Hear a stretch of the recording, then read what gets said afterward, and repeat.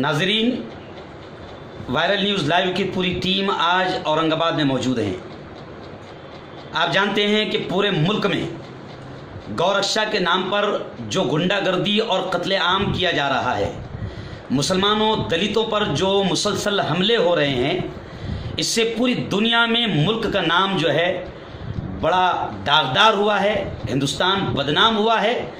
और अफसोस तो ये हुआ है कि काफ़ी कत्लेआम होने के बावजूद भी पीएम साहब का मुंह नहीं खुला। पूरे मुल्क में जगह जगह धरने दिए जा रहे हैं। जलगांव, बॉम्बे, दिल्ली के जंतर मंतर पर हज़ारों सेकुलर हिंदू भाई इस उन्वान पर जमा हुए हैं और हुकूमत के ख़िलाफ़ आवाज़ें उठा रहे हैं। आज वायरल न्यूज़ लाइव की टीम जनाब इंजीनियर वाजिद कादरी साहब औरंगाबाद और जनाब नासिर नहदी साहब और जनाब मौलाना शोएब अल कासमी साहब, मौलाना ईसा खान काशफी साहब, ये पूरी वो टीम है कि जिसके बारे में आप जानते हैं कि आरक्षण और रिजर्वेशन के मुद्दे पर औरंगाबाद में कुछ महीनों पहले एक तारीखी एहतजाज हुआ था, खामोश एक धरना दिया गया था जिसने पूरे मुल्क को गोया के बेदार किया था। आज हमारे साथ नासिर साहब मौजूद है, वाजिद साहब मौजूद है, मौलाना शोएब अल कासमी साहब मौजूद है और अल्हम्दुलिल्लाह गौरक्षक गुंडों के खिलाफ औरंगाबाद में एक ज़बरदस्त मुहिम चलाई जा रही है और 28 जुलाई को औरंगाबाद में भी एक एहतजाज होने जा रहा है और यही पूरी टीम उसको मुनक्किद करने वाली है। आज हम जानना चाहेंगे जनाब इंजीनियर वाजिद कुरैशी साहब से कि 28 तारीख वाजिद कुरैशी कादरी साहब से कि 28 तारीख को आप जो गौरक्षक गुंडों के खिलाफ और मुसलमानों और दलितों के कत्लेआम के खिलाफ औरंगाबाद में आप जो प्रोग्राम बना रहे हैं, इसमें आपका क्या मिशन है, क्या अज़ाइम है और क्या तरतीब है? जी, जैसा कि आप जानते हैं कि इस वक्त सारे मुल्क में जो दहशतगर्दी का एक माहौल पूरा क्रिएट कर दिया गया, तो असल में इसके पीछे हम ये चाहते हैं कि इसके पीछे जो असल लोग हैं उनको भी बेनकाब किया जाए और इस आंदोलन के माध्यम से उन पर भी शिकंजा कसा जाए। हम ये समझते हैं कि यहाँ पर काम करने वाले 50-60 साल से कुछ लोग नफ़रत फैलाने का जो काम कर रहे हैं, जो संघ के माध्यम से काम किया जा रहा है, और इसके जो नफ़रत के जो बीज उन्होंने बोए थे, जो जहर बोया था, वो जहर अब आज देख रहे हैं आपके, वो जहर यहाँ पर महसूस हो रहा है कि अब उसके असरात, उसके फल और पौधे, वो तनावर दरख्त वो बनने जा रहा है और इसके पीछे हम समझते हैं कि वो लोग हैं। और ज़ाहिर है इसमें जिन्होंने इस्तेमाल किया, जिन लोगों को, वो ओबीसी के माध्यम के वो लोग होने दीजिए, बहुजन समाज के लोग होने दीजिए, उनको बहुत ज़्यादा कुछ मालूमात नहीं है। हिंदू मुसलमान के ताल्लुक़ से जो यहाँ पर जो दूरियाँ पहले से रही हैं, उसका फ़ायदा उठा करके और फिर गोरक्षा और फिर बहुत सारे ऐसे इश्यूज़ क्रिएट करके अब इस नतीजे पर वो पहुँच चुके हैं कि उनको कुछ करने की ज़रूरत नहीं रही। अब ज़रा सा कुछ एक अफवाह फैला दो या कुछ बात कर दो तो ये सारी चीज़ें होगी। अब सवाल ये है कि ये जुल्म जो हो रहा है और आप देख रहे हैं, इसको कब तक बर्दाश्त किया जाए। हमारा ये मुल्क जहाँ पर एक कॉन्स्टिट्यूशन लागू है, भारतीय राज्य घटना है, यहाँ पर हर एक को एक अधिकार है, यहाँ जिंदा रहने का अधिकार है, अपनी बात रखने का अधिकार है। डॉक्टर बाबा साहब अम्बेडकर ने इस कॉन्स्टिट्यूशन के माध्यम से जो हर एक को जो राइट दिया, हम ये ऐसा महसूस कर रहे हैं कि ये जो ताकतें हैं ये चाहती हैं कि ये कॉन्स्टिट्यूशन ही ना रहे और यहाँ पर असल एजेंडा वो हिंदू राष्ट्र बनाने का एजेंडा है और उसके द्वारा मनुस्मृति और उस तरह की जो चीज़ें हैं उसको वो नाफिज करना चाहते हैं, ये उनके एजेंडे में शामिल है। तो हम समझते हैं कि ये जो कोशिशें हैं, ये कोशिशें सिर्फ मुसलमानों के खिलाफ नहीं है, ये इस मुल्क की माइनॉरिटी के खिलाफ है। जैसे मौलाना साहब ने भी इशारा किया, दलित और मुसलमानों पर खुलेआम एट्रोसिटीज़ हो रही हैं।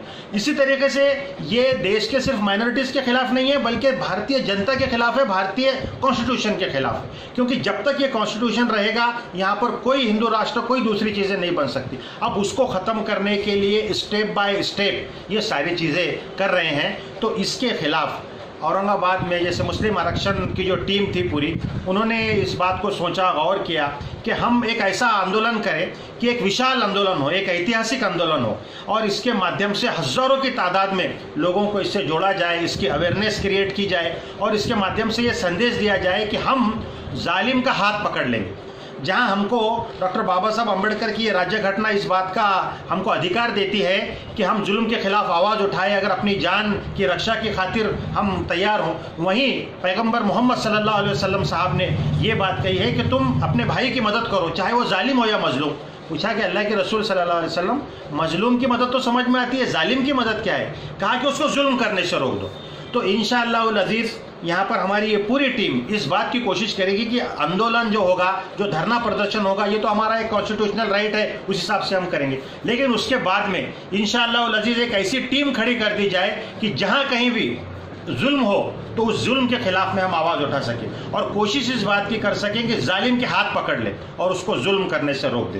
तो इंशाल्लाह इसके ताल्लुक से जो कुछ भी अवेयरनेस है वो सारी चीज़ें आएंगी। हम ये समझते हैं कि इसके पीछे असलन बुनियादी तौर पर वो आरएसएस की विचारधारा, वो संघ की जो विचारधारा है, उस विचारधारा को कहीं ना कहीं आइडेंटिफाई करने की ज़रूरत है और उसका जवाब देने की ज़रूरत है। वाजिद भाई, क्या आप ये समझते हैं कि जो गौरक्षा के नाम पर जो कत्लेआम करने वाले कातिल हैं, जिसको हुकूमत भीड़ कहकर उन पर कार्रवाई नहीं की जा रही है, गौरक्षक कातिलों के नाम पर जो कत्लेआम हो रहा है, आप क्या चाहेंगे कि मुल्क में फास्ट ट्रैक अदालत कायम हो और इन्हें जल्द से जल्द सज़ा दी जाए? जी, ये बहुत अहम बात है कि असल में किसी भी देश में अगर इंसाफ नहीं मिलता तो फिर ये बेइंसाफ़ी और जुल्म जब बढ़ता है, एक हद से ज़्यादा आ जाता है, बढ़ जाता है, तो लोग फिर कानून अपने हाथ में लेना शुरू कर देते हैं। अगर आप इसको भीड़ तंत्र कहेंगे तो फिर ये अधिकार दूसरे भीड़ को भी हासिल हो जाता है। और अगर खुदा न खास्ता कहीं ऐसा हो जाए कि ये ऐसा अगर परिस्थिति देश में निर्माण हो जाए कि हर कोई कायदा अपने हाथ में लेने लगे और हर कोई इंसाफ करने लगे, तो फिर देश में केओस हो जाएगा, ये देश टूट जाएगा। तो ये ना हो, इसके लिए ज़रूरी है कि रूल ऑफ लॉ, कानून की हुक्मरानी कायम रहे और उसके लिए ज़रूरी है कि इंसाफ मिले। तो इसलिए बहुत अहम बात और बहुत अहम सवाल ये है कि जो दोषी है, जिन्होंने इस तरह से हमले किए हैं, उनको सिर्फ भीड़ तंत्र बोल के छोड़ न दिया जाए, बल्कि उनको गिरफ्तार किया जाए, कड़ी से कड़ी कानूनी सज़ा दी जाए। इसी तरीके से 24 के करीब लोग हैं जिनके फिगर्स आ रहे हैं, बल्कि अगर और आप देखें तो और भी ज़्यादा हो सकते हैं। तो ये जो लोग हैं जिन पर ये जुल्म हुआ, कत्ल किए गए, उनके जो वर्सा हैं, उनके जो घर के अफराद हैं, उनको कंपनसेशन और मुआवजा दिया जाए। तो इंशाल्लाह ये दोनों डिमांड हमारे इस धरने के अंदर शामिल रहेगी। वाजिद भाई, देखने में ऐसा आ रहा है कि पूरे मुल्क में सेकुलर हिंदू भाई भी अब आवाज़ उठा रहे हैं कि आरएसएस पर बैन लगना चाहिए। क्या आपकी तंजीम भी इस किस्म का मुतालबा करना चाहती है?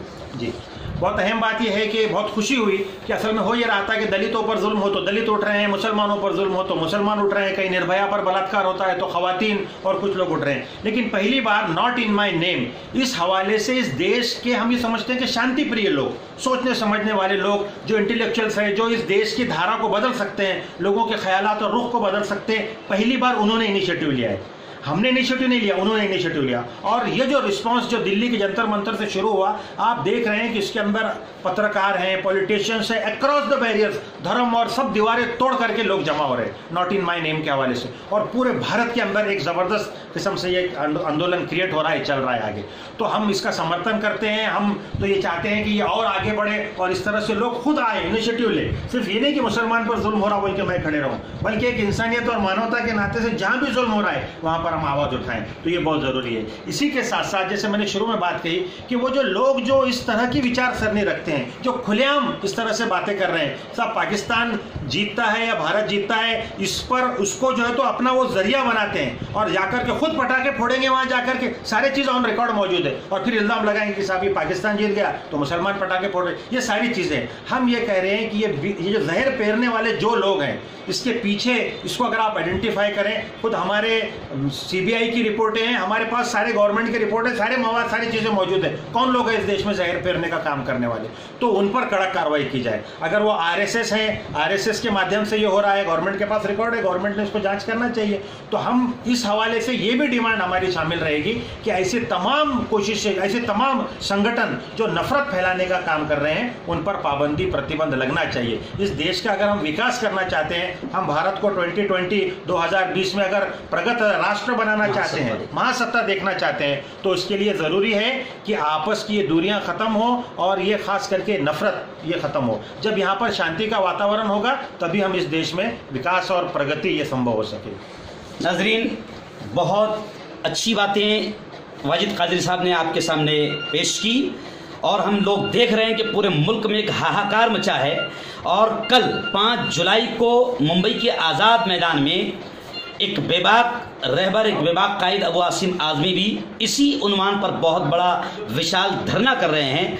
हम ये चाहेंगे कि हुकूमत जागे, पीएम साहब जागे। और खुशी की बात है कि जब जंतर मंतर पर हज़ारों हिंदू भाइयों ने इस कत्लेआम के खिलाफ आवाज़ उठाई तो देखा गया कि पहली मर्तबा पीएम साहब का मुंह खुला।